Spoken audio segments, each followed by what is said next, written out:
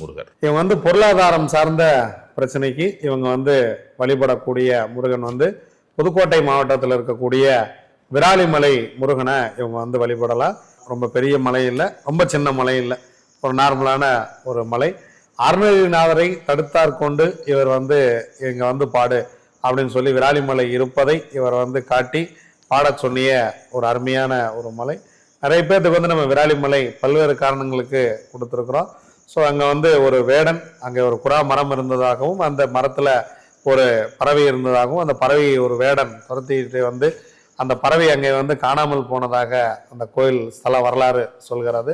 அந்த பறவையே முருகப்பெருமானாக அங்கே மாறினார் அப்படிங்கிறதையும் அந்த ஸ்தல வரலாறுகள் நமக்கு எடுத்துரைக்கிறது.